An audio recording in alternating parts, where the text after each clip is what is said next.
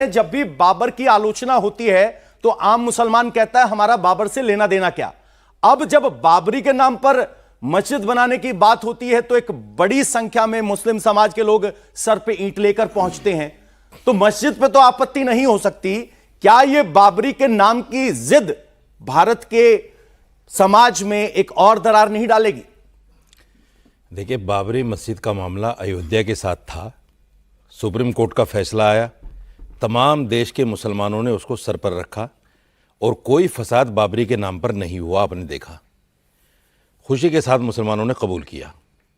अब आइए संविधान की तरफ। संविधान का आर्टिकल 25 ये कहता है कि किसी भी धर्म का आदमी अपने मज़हब पर अमल भी कर सकता है, उसका प्रचार प्रसार भी कर सकता है और उसके एजुकेशन इदारे या उसकी धार्मिक जो चीज़ें हैं, मंदिर है, मस्जिद है, गुरुद्वारा है, चर्च है, बना सकता है अपनी मर्जी से। संविधान में कहीं नहीं लिखा है कि देश में बाबरी नाम से मस्जिद नहीं बनेगी। अगर कहीं लिखा हो तो आप बता दीजिए। सांप्रदायिक सौहार्द भी कोई चीज होती है, अगर जनमानस की भावना उससे आहत होती तो क्या इस पे विचार नहीं होना चाहिए? सवाल ये है, अयोध्या में क्यों नहीं रखी गई? आपकी जमीन है वहां नहीं रखी, लेकिन जहां चुनाव हो रहा है वहां रखी जा रही है। मैं बात पूरी कर लूं। हाँ।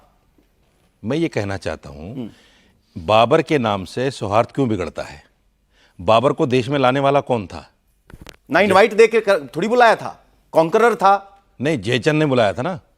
जयचंद जो उस वक्त राजा थे, हिंदू राजा, उसने बुलाया था लोधी के साथ मुकाबला कराने के लिए, क्योंकि लोधी से वो जंग नहीं जीत पा रहे थे। तो बाबर को बुलाया अपनी हिमायत में कि लोधी के साथ लड़ो और इसको हराओ, इसको पराजित करो। दूसरी बात, ये जितने भी मुस्लिम शासक हैं उन तमाम के सहयोगी कहीं ना कहीं हिंदू राजा रहे हैं उनको देश में लाने के लिए।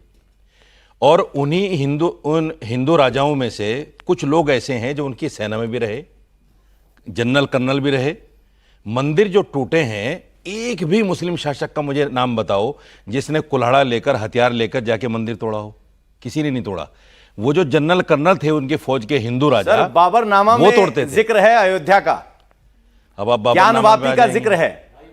कौन से पेज पे है? खुद कहा है उन्होंने। बताइए कौन से पेज पे है? सेनापति ने उनके आदेश पे तोड़ा कौन से पेज पे है बाबरनामा में? कौन से पेज पे है? वो तो एग्जैक्ट रेफरेंस याद नहीं, याद करके आना चाहिए था आपको। दूसरी बात, अभी बताऊं। देखिए, बाबरनामा संविधान से बढ़ के नहीं हमारे देश के। हमारे देश का संविधान ये कहता है कि आप अपनी मंदिर मस्जिद बना सकते हो, तो अगर बनाई है गैर संविधान। मैं राजनीति पे नहीं जा रहा हूं, ना मैं हुमायूं कबीर का तर्जमान हूं, न मैं टीएमसी का तर्जमान हूं। सवाल यह है कि अगर ये इनलीगल एक्टिविटी थी तो वहां एक सरकार है, शासन प्रशासन है, उन्होंने साथ क्यों दिया उसका? टीएमसी को गिरफ्तार कर लेना चाहिए था। इनलीगल नहीं है, इसीलिए वहां शासन प्रशासन ने साथ दिया। बाबरी नाम जायज है, संविधान कहता है। भावनाओं का कोई महत्व नहीं? नहीं, भावनाएं हमारी नहीं है, सिर्फ आपकी हैं। अच्छा, जब बाबर पे आरोप लगता है तब तो आप कहते हो इससे हमारा कोई लेना देना नहीं, हर मुसलमान को बाबर का वंशज आप क्यों बता देते हो? धनंजय जी, उनसे भी सवाल लूंगा। सुनिए, धनंजय जी खड़े, मैं बड़े आदर के साथ इनसे कहता हूं, देश में लाखों करोड़ों लोगों का नाम बाबर, हुमायूं, अकबर, जहांगीर, औरंगजेब है। आप पार्लियामेंट में एक ऐसा बिल पास कर दीजिए कि देश में इन नामों का कोई आदमी नहीं रहेगा, उसको बांग्लादेश भेज दिया जाएगा। करा दीजिए पास, कह के इनसे। बिल्कुल। धनंजय जी, सवाल ये कह रहे हैं कि अगर बाबरी मस्जिद बन रही है तो आपने भी टीवी पे बयान ही दिए ना, आप सरकार में हैं, आपने क्या किया? और क्या बाबरी मस्जिद का जवाब राम मंदिर होगा? मुर्शिदाबाद के बगल में एक राम मंदिर का ऐलान कर दिया। आप भी तो वही पॉलिटिक्स खेल रहे हैं ना।